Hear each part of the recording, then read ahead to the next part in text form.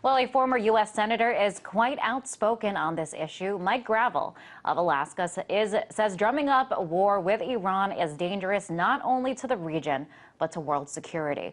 RT's Daniel Bichelle sat down with the former senator. Take a listen.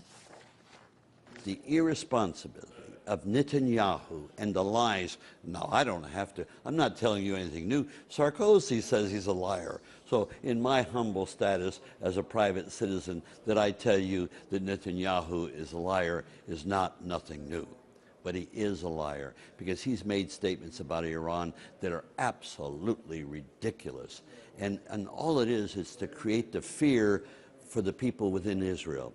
He is part of the George Bush syndrome, and that is create a bunker mentality and create fear, because with fear you can make people do almost anything in a representative society. And that's what they're doing in Israel. Israel has the finest group of peace advocates right within. Whenever I speak about Israel, I always quote Israeli citizens. I don't quote knowledge that I pick up anywhere else, because they are the best critics. Read Haaretz, and you'll see what they think of the government.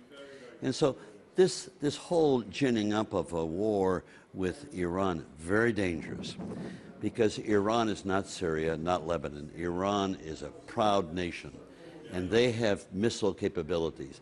They won't have nuclear capabilities, but they have missile capabilities that they can rain down on Tel Aviv.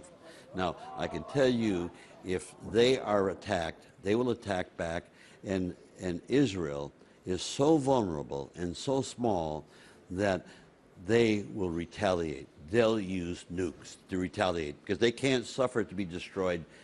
They'll use the end solution. So they nuke Iran. What do you think Pakistan's going to do with its nukes? What do you think China's going to do?